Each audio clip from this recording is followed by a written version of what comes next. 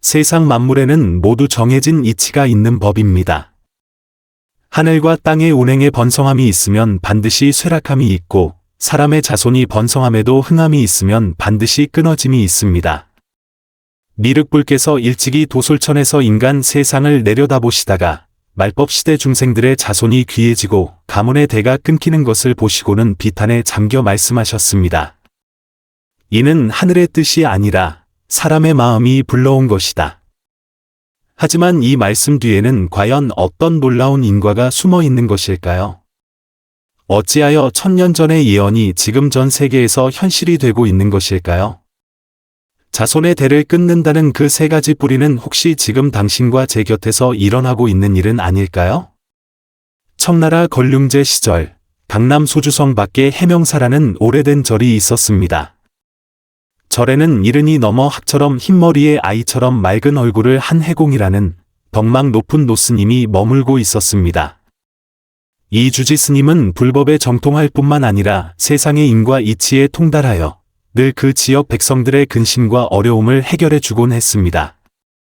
때는 깊은 가을, 개수나무 향기가 흩날리던 어느 날, 해공 스님은 뒷마당에서 좌선에 들어 있었습니다. 문득 절 문밖에서 들려오는 울음소리에 귀를 기울였습니다. 애절하고 처절하기 그지없는 소리였습니다. 해공 스님은 눈을 뜨고 천천히 몸을 일으켜 소리를 따라 앞마당으로 향했습니다. 불전 앞에는 한 노부인이 무릎을 꿇고 온몸을 떨며 통곡하고 있었습니다. 그 곁에는 중년 남자 한 명이 눈살을 찌푸린 채 초조한 기색으로 서 있었습니다. 노부인은 50살 남짓되어 보였고 비단옷을 입고 손에는 금팔찌를 차고 있어 집안 형편이 넉넉해 보였습니다. 하지만 지금 그녀는 아이처럼 울며 머리를 조아리고 중얼거리고 있었습니다. 보살님, 제가 도대체 무슨 잘못을 저질렀기에 저희 집안이 3대 독자로 겨우 이어왔는데 이제 대가 끊기게 생겼나이까. 곁에 서 있던 중년 남자가 스님이 다가오는 것을 보고 황급히 다가와 예를 올렸습니다. 스님, 제 이름은 이지양이라 하고 성안에서 약방을 운영하고 있습니다. 이쪽은 제 어머니이십니다. 그는 잠시 말을 멈췄다가 떨리는 목소리로 이었습니다. 저희는 오늘 보살님의 가호를 빌고자 일부러 찾아왔습니다. 해공 스님이 두 손을 합장하며 온화한 목소리로 말했습니다. 아미타불. 거사님, 너무 서두르지 마시고 무슨 일이신지 천천히 말씀해 보십시오. 이지양은 깊은 한숨을 내쉬었고 그의 미간에는 시름이 가득했습니다. 스님, 저희 집안은 3대 독자입니다. 제대에 이르러 어렵게 아내를 맞아 이문원이라는 아들 하나를 두었습니다. 그는 여기까지 말하다 눈시울이 붉어졌습니다. 그런데 이 아이가 올해 32살인데 장가간 지 3년이 되도록 아내의 배에 아무런 소식이 없습니다. 노부인은 이 말을 듣고 더욱 서럽게 울기 시작했습니다. 스님, 저희 이씨 집안은 대대로 분수를 아는 사람들이었고 하늘의 이치를 거스르는 나쁜 짓은 한 번도 한 적이 없습니다. 그녀는 소매로 눈물을 닦으며 흐느꼈습니다. 문원의 아내도 좋은 집안의 규수이고 둘 사이도 아주 좋은데 어째서 아이를 갖지 못하는 걸까요? 의원에게도 가 보았는데 두 사람 모두 몸에는 아무런 문제가 없다고 합니다. 그런데 왜 아이가 생기지 않는 걸까요? 정말 저희 조상님 묘자리에 문제가 생긴 걸까요? 해공 스님은 조용히 들으며 미간을 살짝 찌푸렸습니다. 그는 모자를 바라보며 마음속으로 생각했습니다. 이 일은 확실히 기이하구나. 혹시 이 일의 근원이 몸이 아닌 다른 곳에 있을 수 있다는 생각은 해보지 않으셨습니까? 이지양은 잠시 멍하니 있다가 이해할 수 없다는 듯 물었습니다. 스님, 그게 무슨 말씀이십니까? 해공 스님은 바로 답하지 않고 되물었습니다. 두 분 부부는 평소에 어떻게 지내십니까? 집안 분위기는 어떻고요? 이지양과 노부인은 서로를 쳐다보며 어색한 기색을 감추지 못했습니다. 노부인이 퉁명스럽게 말했습니다. 저희 집은 화목합니다. 나쁠 것 없어요. 해공 스님은 그녀를 바라보며 깊은 눈빛으로 말했습니다. 보살님, 정녕 제가 돕기를 바라신다면 사실대로 말씀해 주셔야 합니다. 노부인은 그 눈빛에 마음이 흔들려 결국 고개를 숙였습니다.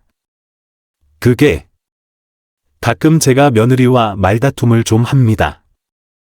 어떤 말다툼 말입니까? 별일은 아니고 그냥. 노부인이 우물쭈물하자 결국 이지양이 말을 이었습니다. 스님, 솔직히 말씀드리면 제 어머니께서 며느리에게 매우 엄격하십니다.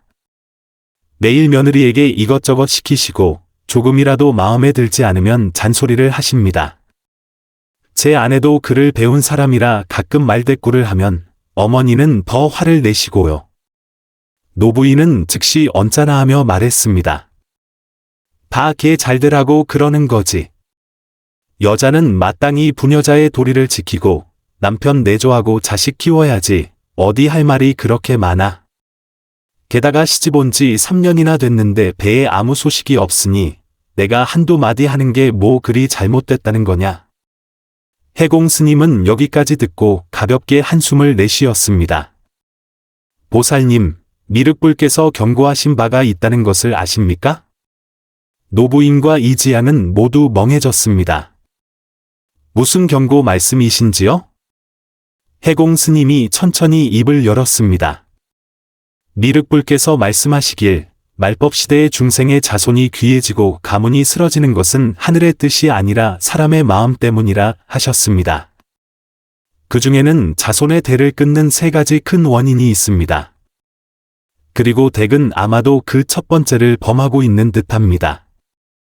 노부인은 그 말을 듣고 가슴이 철렁 내려앉아 황급히 물었습니다. 스님, 그 3가지 원인이 무엇입니까? 저희 집은 대체 그중 어떤 것을 범했다는 말씀이십니까? 해공 스님은 바로 답하지 않고 물었습니다. 요즘 세상에 어찌하여 자손이 점점 더 줄어드는지 아십니까? 이지양이 고개를 저었습니다. 저희도 그게 이해가 안 됩니다. 성 안의 많은 집들이 다들 그렇습니다. 돈 있고 권세 있는 집안일수록 오히려 아이를 낳지 못하더군요. 해공 스님이 고개를 끄덕였습니다. 바로 거기에 문제가 있습니다. 그는 잠시 말을 멈추고는 무거운 목소리로 말했습니다. 첫 번째 원인은 바로 집안의 음기가 너무 무겁고 양기가 부족한 것입니다. 노부인은 이해할 수 없다는 듯 말했습니다. 음기라니요? 저희 집은 보살님을 모시고 매일 향을 피우고 불공을 드리는데 어찌 음기가 무겁다는 말씀이십니까? 해공 스님은 손을 저었습니다. 이 음기는 귀신의 기운을 말하는 것이 아니라 집안의 분위기를 말하는 것입니다. 만약 한 가정이 온종일 어두운 구름이 낀 듯 침울하고 부부가 불화하며 고부간에 다투고 어른은 꾸짖고 아랫사람은 원망한다면 그런 집은 아무리 부유하더라도 생기가 없는 죽은 터와 같습니다. 음기가 너무 무거우면 양기가 생겨나지 않으니 자연히 자손을 잇기 어렵게 되는 것입니다. 이지양은 그 말을 듣고 얼굴이 창백해졌습니다. 그는 집안의 상황을 떠올렸습니다. 어머니는 온종일 한숨을 내쉬고 아내는 늘 우울해했습니다. 자신은 그 사이에 끼어 이러지도 저러지도 못하니 집안 전체에 정말로 생기라고는 조금도 없었습니다. 하지만 노부인은 여전히 수긍하지 못했습니다. 제가 마음이 급해서 그렇지 않습니까? 집안의 대가 끊길 판인데 제가 어떻게 급하지 않을 수 있겠습니까? 해공 스님은 그녀를 보며 엄한 어조로 말했습니다. 바로 당신이 급하기 때문에 급할수록 더욱 얻지 못하는 것입니다. 당신 며느리가 매일 그런 압박 속에서 어떤 마음으로 살아갈지 생각해 본 적 있습니까? 그 아이는 본래 아이를 갖지 못하는 것만으로도 자책하고 있을 터인데 당신이 매일같이 닥달하니 그 마음이 어찌 괴롭지 않겠습니까? 사람의 몸은 마음의 말을 듣는 법입니다. 마음이 괴로우면 몸도 자연히 순조롭지 못하게 됩니다. 당신이 그렇게 닥달하는 것은 그녀가 아이를 갖는 것을 더욱 어렵게 만들 뿐입니다. 노부인은 그 말을 듣고 그 자리에 얼어붙어 한동안 아무 말도 하지 못했습니다. 이지양도 고개를 숙였고 마음속이 복잡했습니다. 그는 아내가 종종 혼자 방에 숨어 오는 것을 떠올렸지만 어떻게 위로해야 할지 몰랐습니다. 해공 스님이 계속해서 말했습니다. 이 첫 번째 원인은 결국 가족 간의 자비심이 없다는 것입니다. 미륵불은 자시로서 자비를 가장 중히 여기십니다. 한 가정의 자비는 없고 꾸짖음과 원망만 가득하다면 어찌 새로운 생명을 잉태할 수 있겠습니까? 새로운 생명에게 필요한 것은 따뜻함과 사랑이지 차가움과 압박이 아닙니다. 노부인은 이 말을 듣고 마침내 참지 못하고 울음을 터뜨렸습니다. 스님, 저도 이러고 싶지 않았습니다. 하지만 정말 너무 급해서. 해공 스님의 목소리가 부드러워졌습니다. 보살님의 마음은 이해합니다만 조급함으로는 문제를 해결할 수 없다는 것을 아셔야 합니다. 지금 당신이 해야 할 일은 그 불안한 마음을 내려놓고 자비로운 마음으로 며느리를 대하는 것입니다. 그 아이에게 시간을 주고 따뜻함을 주고 편안한 환경을 만들어 주십시오. 그리하면 혹시 좋은 소식이 있을지도 모릅니다. 이지양이 황급히 고개를 끄덕였습니다. 스님 말씀이 옳습니다. 집에 돌아가면 반드시 어머니를 잘 설득하겠습니다.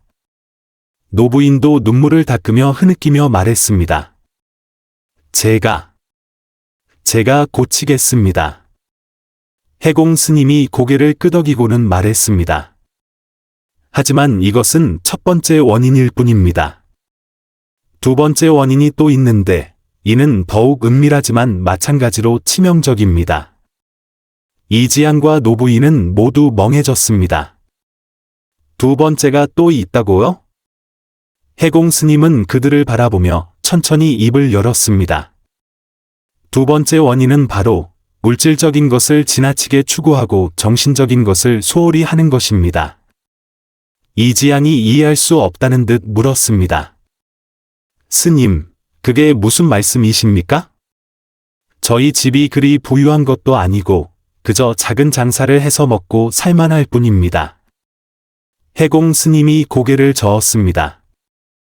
가난하고 부유한 것이 중요한 게 아니라 마음이 중요합니다.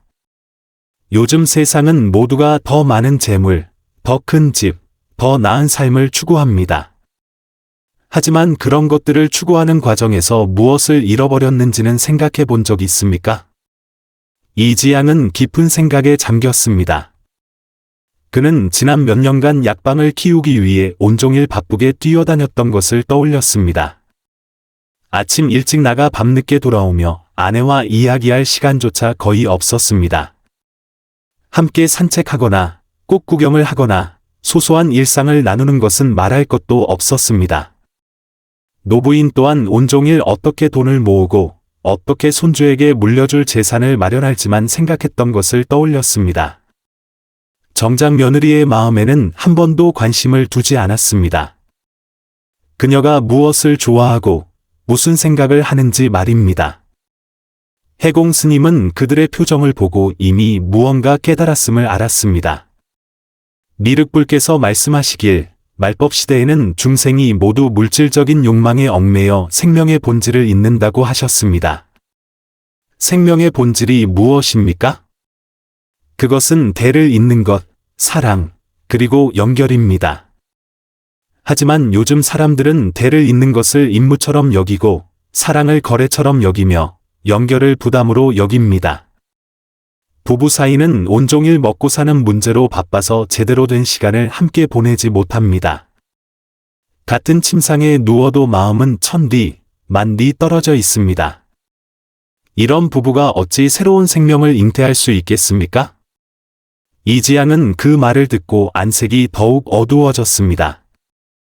그는 아내가 언젠가 성밖의 복숭아꽃을 함께 보러 가고 싶다고 말했던 것을 떠올렸습니다. 하지만 그는 늘 바쁘다는 핑계로 시간이 없다고 미루었습니다. 그렇게 미루고 미루는 사이 3년이 흘렀고 복숭아꽃은 피고 지고를 반복했습니다.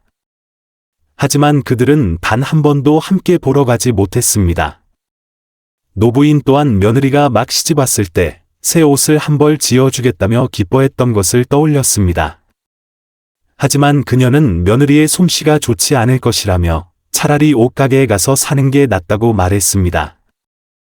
며느리는 그 말을 듣고 눈빛의 생기를 잃었고 그 후로는 다시는 그 말을 꺼내지 않았습니다. 해공 스님은 그들을 바라보며 더욱 무거운 어조로 말했습니다. 이 두 번째 원인은 결국 무엇이 가장 중요한지를 잊어버렸다는 것입니다. 재물은 쌓을 수 있고 집은 넓힐 수 있지만 사람 사이의 정은 한번 소홀히 하면 점점 시들어 버립니다. 부부 사이에 감정적인 연결 없이 임무와 책임만 남는다면 그들의 몸 또한 그 차가움을 감지할 할 것입니다. 몸은 차가운 관계를 위해 새로운 생명을 잉태하지 않습니다. 그 생명이 세상에 나와도 똑같은 차가움을 마주하게 될 것을 알기 때문입니다. 이지양은 여기까지 듣고 마침내 참지 못하고 눈물을 흘렸습니다. 스님, 제가 잘못했습니다. 제가 정말 잘못했습니다. 저는 그저 열심히 돈을 벌어 가족에게 좋은 생활 환경을 제공하는 것이 남편의 책임을 다하는 것이라고만 생각했습니다. 하지만 제 아내가 진정으로 필요했던 것이 그런 것들이 아니라 저희 함께하는 시간이었다는 것을 한 번도 생각해보지 못했습니다. 노부인도 울었습니다. 저도 잘못했습니다. 저는 그저 아이를 낳으라고 닥달만 했지 정작 그들이 행복하게 지내는지에는 한 번도 관심을 두지 않았습니다. 해공 스님은 고개를 끄덕이며 목소리를 누그러뜨렸습니다. 그것을 깨달으셨으니 이미 훌륭합니다. 하지만 아직 세 번째 원인이 남아 있습니다. 이 원인이 가장 은밀하고도 가장 중요합니다. 이지양과 노부인은 모두 긴장하며 스님을 바라보았습니다. 세 번째가 또 있습니까? 해공 스님의 목소리가 낮아졌습니다. 세 번째 원인은 바로 마음에 원망이 있고 감사할 줄 모르는 것입니다. 노부인은 그 말을 듣고 조금 불만스러운 듯 말했습니다. 스님, 저희 집에 어찌 원망이 있겠습니까? 저희는 조상님들께 늘 공경하는 마음을 갖고 해마다 청명절이면 성묘를 갑니다. 해공 스님은 고개를 저었습니다. 제가 말하는 원망은 조상에 대한 원망이 아니라 지금 현재에 대한 원망입니다. 요즘 세상에 어찌하여 자손이 점점 줄어드는지 생각해 본 적 있습니까? 댁뿐만 아니라 이 소주성 전체, 나아가 천하가 모두 그러합니다. 이지양이 고개를 끄덕였습니다. 확실히 그렇습니다. 저희 약방 손님 중에도 이 문제로 씨름하는 집안이 많습니다. 해공 스님이 한숨을 쉬었습니다. 이것이 바로 말법 시대의 징조입니다. 미륵불께서 말씀하시길 말법 시대에는 중생의 원망하는 기운이 너무 무겁고 감사할 줄 몰라 하늘이 자식을 내려주지 않는다고 하셨습니다. 원망하는 기운이란 무엇이겠습니까? 바로 삶에 대한 불만, 타인에 대한 원망, 운명에 대한 불평입니다. 두 분, 잘 생각해 보십시오. 마음속에 늘 원망하는 기운이 있지는 않았습니까? 노부인은 잠시 생각하더니 고개를 숙였습니다. 그녀는 확실히 늘 불평했습니다. 며느리가 부지런하지 않다고 불평하고 아들이 출세하지 못했다고 불평했습니다. 하늘이 불공평하여 집안이 3대 독자로 이어져 왔는데 이제는 대가 끊길 위기에 처했다고 불평했습니다. 이지양 또한 자신이 장사가 잘 안 된다고 불평하고 경쟁 상대가 너무 많다고 불평했던 것을 떠올렸습니다. 아내가 살갑지 않다고 불평하고 삶이 너무 고되다고 불평했습니다. 해공 스님은 그들의 표정을 보고 그들이 이미 문제를 깨달았음을 알았습니다. 미륵불께서는 감사가 생명의 원천이라고 하셨습니다. 감사할 줄 아는 사람은 마음이 기쁨으로 가득 차고 몸은 자연히 건강하며 자손 또한 자연히 번성합니다. 하지만 마음의 원망이 가득한 사람은 몸이 그 부정적인 에너지를 감지합니다. 몸은 원망으로 가득 찬 가정을 위해 새로운 생명을 잉태하지 않습니다. 그 생명이 세상에 나와도 똑같은 원망을 물려받게 될 것을 알기 때문입니다. 노부인은 그 말을 듣고 몸을 살짝 떨었습니다. 그녀는 자신이 정말 온종일 한숨만 쉬고 제대로 감사해 본 적이 없다는 것을 떠올렸습니다. 효심 깊은 아들이 있다는 것에 감사하고, 현명한 며느리가 있다는 것에 감사하고, 집안에 먹고 입을 걱정이 없다는 것에 감사해야 했습니다. 그녀는 늘 없는 것만 바라보았지, 이미 가진 것을 소중히 여기지 않았습니다. 이지양 또한 아내가 사실은 아주 좋은 사람이라는 것을 떠올렸습니다. 그녀는 시부모에게 효도하고 집안일을 돌보며 불평 한마디 하지 않았습니다. 하지만 자신은 한 번도 그녀에게 제대로 고마워한 적이 없고, 오히려 그녀가 아이를 낳지 못한다는 이유로 마음속에 불만을 품었습니다. 해공 스님은 그들을 보며 더욱 엄한 목소리로 말했습니다. 천하에 어찌하여 자손이 점점 줄어드는지 아십니까? 이 세상에 원망하는 기운이 너무 무겁기 때문입니다. 모두가 불평만 합니다. 삶이 고되다고 불평하고, 스트레스가 많다고 불평하고, 불공평하다고 불평합니다. 하지만 아무도 멈춰서서 제대로 감사하지 않습니다. 부모님의 양육에 감사하고, 배우자의 동반에 감사하고, 삶이 베풀어준 것에 감사하지 않습니다. 하늘의 도리에는 변함이 없습니다. 당신 마음에 원망이 있으면 하늘은 복을 내리지 않고, 당신 마음에 감사가 있으면 하늘은 자식을 내려주십니다. 여기까지 말한 해공 스님은 잠시 말을 멈추고 깊은 눈빛이 되었습니다. 제가 오늘 이 세 가지 원인을 알려드렸는데 모두 기억하셨습니까? 이지양과 노부인은 황급히 고개를 끄덕였습니다. 기억했습니다. 기억했습니다. 해공 스님이 고개를 끄덕이고는 말했습니다. 하지만 원인을 알았으니 이제 해결하는 법도 알아야 합니다. 그 해결 방법은 어렵다면 어렵고 쉽다면 또한 쉽습니다. 중요한 것은 바로 그는 말을 하다 말고 문득 말을 멈추고 먼 곳을 바라보았습니다. 이지양과 노부인은 마음이 급해졌습니다. 스님, 어서 말씀해 주십시오. 해공 스님은 정신을 차리고 그들을 바라보며 천천히 입을 열었습니다. 그 해결 방법은 여러분이 세 가지 일을 해야 하는 것입니다. 이 세 가지 일은 간단해 보이지만 실은 진심을 다해 행해야만 효과가 있습니다. 만약 건성으로 한다면 소용이 없을 뿐만 아니라 오히려 상황을 더 악화시킬 수 있습니다. 이지양이 황급히 말했습니다. 스님, 걱정 마십시오. 저희가 반드시 진심을 다해 행하겠습니다. 해공 스님은 그들의 진심 어린 눈빛을 보고 마침내 고개를 끄덕였습니다. 좋습니다. 그렇다면 알려드리지요. 첫 번째 일은 해공 스님은 그들을 바라보며 천천히 입을 열었습니다. 첫 번째 일은 바로 따뜻한 가정 분위기를 만드는 것입니다. 오늘부터 집안의 분위기를 바꾸셔야 합니다. 그는 노부인을 바라보았습니다. 어른으로서 그 불안함과 꾸짖음을 내려놓고 자비로운 마음으로 며느리를 대하십시오. 더는 아이를 낳으라고 닥달하지 마시고 그녀가 하는 일이 부족하다고 흠잡지 마십시오. 오히려 더 관심을 갖고 그녀가 무엇을 좋아하고 무엇을 하고 싶어 하는지 물어보십시오. 함께 이야기도 나누고 속마음도 들어주며 그녀가 가정의 따뜻함을 느끼게 해주십시오. 노부인은 황급히 고개를 끄덕이며 다시 눈물을 흘렸습니다. 알겠습니다. 제가 반드시 고치겠습니다.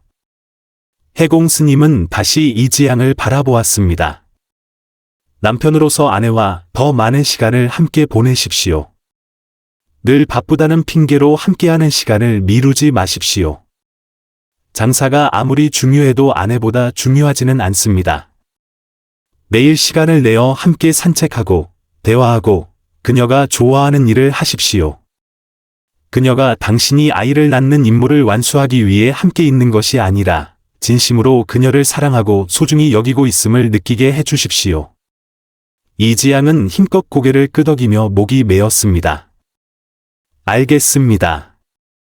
반드시 그렇게 하겠습니다. 해공 스님은 고개를 끄덕이며 계속 말했습니다. 두 번째 일은 물질적인 욕심을 내려놓고 정신적인 삶을 되찾는 것입니다. 오늘부터 물질에 대한 추구를 줄이고 정신적인 삶에 더 많은 시간을 투자하십시오. 부부가 함께 책을 읽고 함께 꽃을 감상하고 함께 의미 있는 일을 하십시오. 온종일 돈 버는 것, 가산을 모으는 것만 생각하지 마십시오. 그런 것들이 물론 중요하지만 삶의 전부는 아닙니다. 삶의 참된 의미는 사랑에 있고 연결에 있으며 대를 잇는 것에 있습니다. 두 분의 정신세계가 풍요로워질 때 비로소 삶에 진정한 활력이 생길 것입니다. 그리고 활력이 넘치는 생명만이 새로운 생명을 잉태할 수 있습니다. 이지양과 노부인은 무언가 생각에 잠긴 듯 고개를 끄덕였습니다. 해공 스님이 마지막으로 말했습니다. 세 번째 일이자 가장 중요한 일은 바로 감사함을 배우고 원망을 내려놓는 것입니다. 오늘부터 매일 오늘 어떤 감사할 일이 있었는지 생각해 보십시오. 그는 노부인을 바라보았습니다. 효심 깊은 아들이 있고 현명한 며느리가 있으며 따뜻한 가정이 있음에 감사하십시오. 늘 손주가 없는 것만 쳐다보지 마시고 오히려 지금 가진 모든 것을 소중히 여기십시오. 그는 다시 이지양을 바라보았습니다. 좋은 아내가 있음에 감사하십시오. 그녀는 당신의 어머니께 효도하고 집안일을 돌보며 불평 한마디 하지 않습니다. 그녀가 아이를 낳지 못한다고 해서 불만을 품지 말고 오히려 더욱 아껴주고 그녀의 헌신에 감사하십시오. 마음속에 감사가 가득 차면 원망은 자연히 사라집니다. 그리고 원망이 사라지면 하늘은 자연히 복을 내려주실 것입니다. 이지양과 노부인은 크게 깨달은 듯 연신 고개를 끄덕였습니다. 스님, 저희 이제 알겠습니다. 해공 스님은 고개를 끄덕이고는 말했습니다. 이 세 가지 일을 꾸준히 행하고 중도에 포기하지 마십시오. 짧게는 석 달, 길게는 1년이면 반드시 좋은 소식이 있을 것입니다. 하지만 기억하십시오. 아이를 낳기 위해 이 일들을 하는 것이 아니라 진심을 다해 행해야 한다는 것을요. 오직 진심만이 하늘과 땅을 감동시킬 수 있습니다. 이지양과 노부인은 스님께 감사 인사를 드리고 희망을 안고 집으로 돌아갔습니다. 집에 돌아온 그들은 스님의 말씀대로 실천하기 시작했습니다. 노부인은 더는 며느리를 닥달하지 않고 오히려 그녀에게 관심을 갖기 시작했습니다. 무엇을 먹고 싶은지, 무엇을 하고 싶은지 묻고 심지어 함께 장에 가자고 먼저 제안하기도 했습니다. 며느리는 처음에는 조금 어색해하며 시어머니가 또 연기를 하는 것이 아닌가 생각했습니다. 하지만 시간이 지나자 시어머니가 진심으로 변했다는 것을 알게 되었습니다. 시어머니는 더는 그녀가 하는 일이 부족하다고 흠잡지 않고 오히려 자주 칭찬해 주었습니다. 시어머니는 더는 한숨을 쉬지 않고 오히려 늘 웃는 얼굴이었습니다. 점점 집안의 분위기는 따뜻해졌습니다. 이지양도 변하기 시작했습니다. 그는 불필요한 약속들을 줄이고 매일 일찍 집에 돌아와 아내와 이야기를 나누었습니다. 그들은 함께 성밖에 복숭아꽃을 보러 갔고 함께 장터 구경을 갔으며 함께 예전에 하고 싶었지만 하지 못했던 많은 일들을 했습니다. 아내의 얼굴에는 웃음이 점점 많아졌고 성격도 밝아졌습니다. 더 중요한 것은 그들이 감사하는 법을 배우기 시작했다는 것입니다. 매일 밤 온 가족이 함께 모여 오늘 어떤 감사할 일이 있었는지 이야기했습니다. 노부인은 아들과 며느리의 효심에 감사하고 집안에 먹고 입을 걱정이 없음에 감사했습니다. 이지양은 좋은 아내와 좋은 어머니가 있고 따뜻한 가정이 있음에 감사했습니다. 며느리는 시어머니의 이해에 감사하고 남편의 동반에 감사하며 삶의 아름다움에 감사했습니다. 집안 전체가 따뜻함과 기쁨으로 가득 찼습니다. 석 달 후, 며느리는 자신이 임신한 것을 알게 되었습니다. 온 가족이 기뻐서 어쩔 줄 몰랐고, 노부인은 더욱 감격하여 뜨거운 눈물을 흘렸습니다. 보살님께서 영험을 보이셨구나. 스님 말씀이 정말 맞았어. 10달 후, 며느리는 순산하여 백옥 같은 아들을 낳았습니다. 이 시 집안에 마침내 4대손이 생긴 것입니다. 이지양은 아들을 안고 아내와 어머니를 바라보며 감회가 새로웠습니다. 그는 이 아이의 탄생이 우연이 아니라 온 가족이 진정으로 변했기 때문이라는 것을 알았습니다.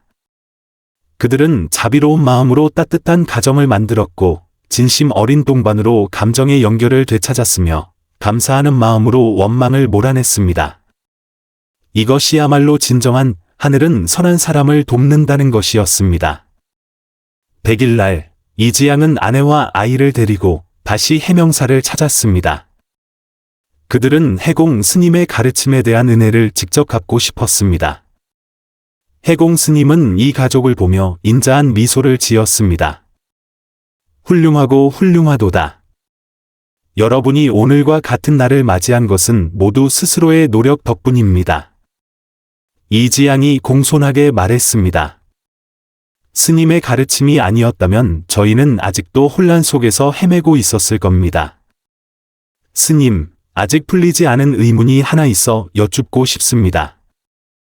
해공 스님이 고개를 끄덕였습니다.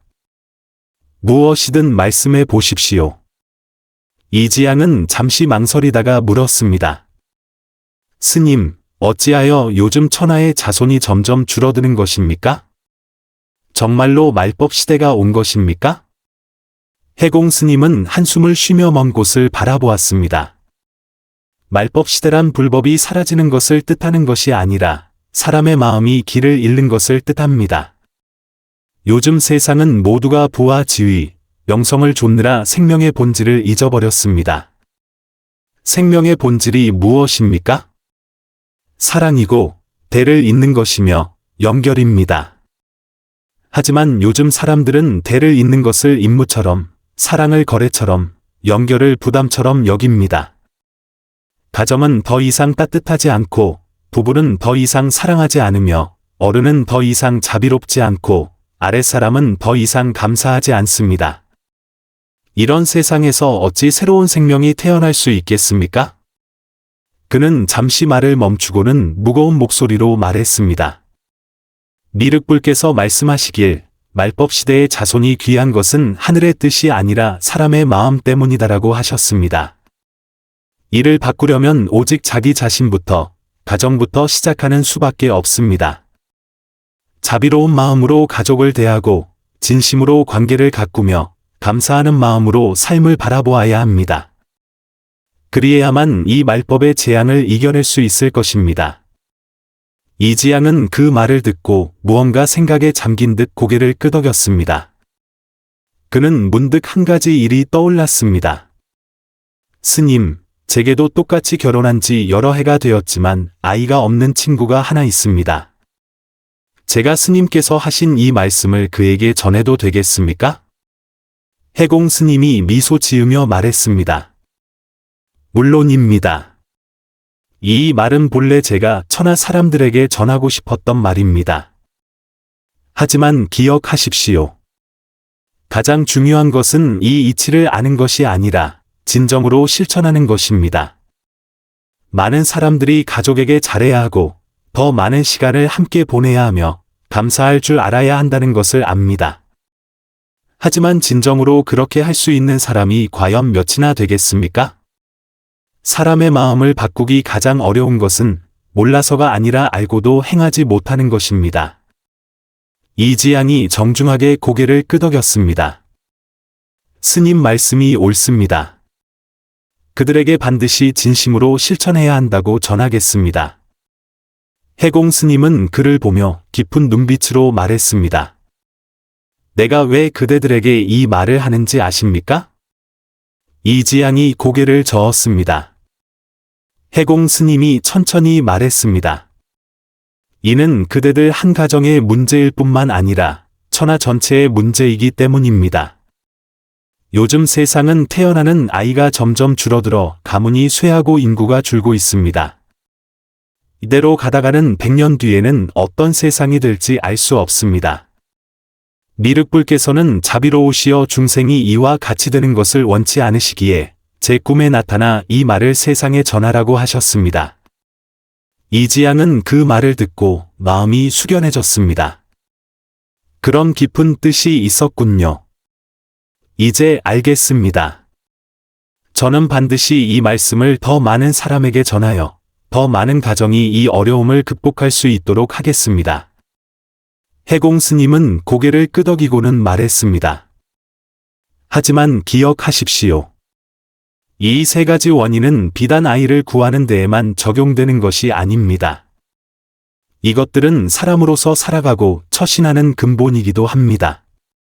첫째, 자비로운 마음으로 가족을 대하고 따뜻한 가정 분위기를 만드는 것, 이는 가정 화목의 기초입니다.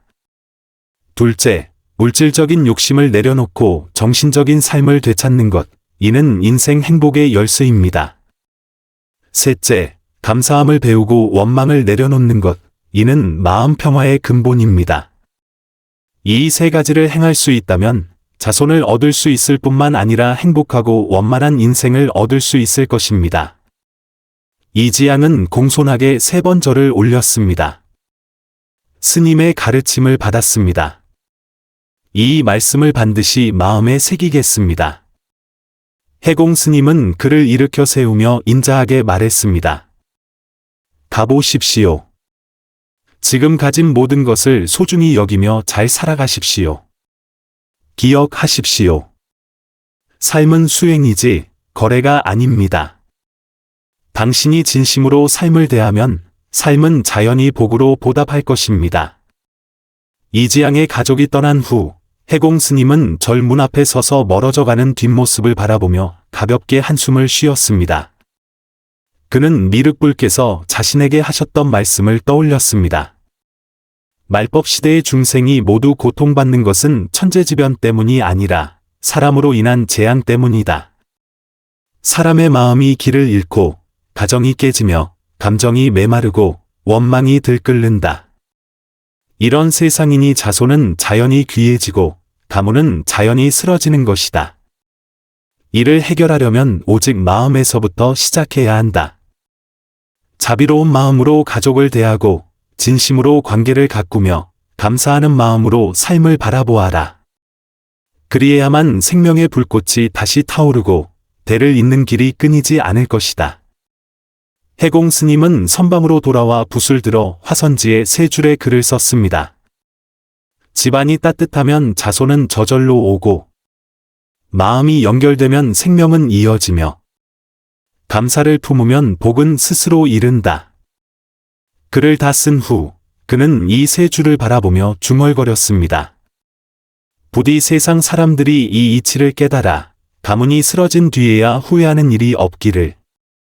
그는 지난 세월 동안 보아온 너무나도 많은 그런 가정들을 떠올렸습니다. 부부 사이에는 감정 없이 임무만 있고, 고부 사이에는 자비 없이 꾸짖음만 있으며, 가족 사이에는 감사 없이 불평만 가득했습니다. 그런 가정은 아무리 부유하더라도 생기가 없는 죽은 터와 같았습니다. 그런데 어찌 새로운 생명을 잉태할 수 있겠습니까? 반면 진정으로 행복한 가정들은 모두 한 가지 공통점이 있었습니다. 집안은 따뜻함으로 가득하고 부부는 진심으로 사랑하며 어른은 자비롭고 너그러우며 아랫사람은 감사할 줄 알았습니다. 그런 가정은 자연히 자손이 번성하고 복이 이어졌습니다. 해공 스님은 붓을 내려놓고 두 손을 합장하며 나지막이 연부를 외웠습니다. 나무 미륵불. 원아홉건대 모든 중생이 이 이치를 깨달아 말법의 재앙을 이겨내고 생명의 불꽃을 대대로 이어가게 하소서. 창밖에는 저녁 노을이 지고 그 빛이 사원의 푸른 돌바닥에 쏟아져 온통 황금빛으로 물들었습니다. 멀리서 들려오는 종소리가 은은하고 길게 울려 퍼지며 마치 무언가를 이야기하는 듯했습니다. 어쩌면 세상 사람들에게 생명의 대를 잇는 것은 결코 임무가 아니라 마음을 다하는 수행이라는 것을 알려주는 것인지도 모릅니다. 오직 당신이 자비로운 마음으로 가족을 대하고 진심으로 관계를 가꾸며 감사하는 마음으로 삶을 바라볼 때 생명은 가장 아름다운 방식으로 이어져 갈 것입니다. 이것이 바로 미륵불의 경고이자 하늘과 땅의 법칙입니다. 완결. 후기. 이 이야기는 오래된 지혜에서 비롯되었습니다. 미륵불께서는 말법시대의 자손이 귀한 것은 하늘의 뜻이 아니라 사람의 마음 때문이라고 하셨습니다. 지금 와서 보니 이 말씀은 정말로 현실이 되었습니다. 전 세계적인 출생률의 급격한 하락은 단순히 경제 문제가 아니라 바로 마음의 문제입니다. 가정이 더 이상 따뜻하지 않고 감정이 거래가 되며 감사가 불평으로 변할 때 생명은 자연히 세상에 오기를 원치 않게 됩니다. 해공 스님이 말한 세 가지 원인은 사실 세 가지 해결책이기도 합니다. 첫째, 자비로운 마음으로 따뜻한 가정 분위기를 만드는 것. 둘째, 물질적인 욕심을 내려놓고 정신적인 삶과 감정적인 연결을 되찾는 것. 셋째, 감사함을 배우고 원망을 내려놓는 것. 이 세 가지는 비단 아이를 구하는 데에만 적용되는 것이 아니라 인생의 모든 면에 적용됩니다. 이 이야기를 읽는 모든 분들이 깨달음을 얻고 변화할 수 있기를 바랍니다. 오늘부터 마음을 다해 가족을 대하고 정성을 다해 삶을 가꾸며 사랑으로 생명을 이어가십시오. 그리해야만 말법의 재앙을 이겨내고 생명의 불꽃이 영원히 꺼지지 않을 것입니다.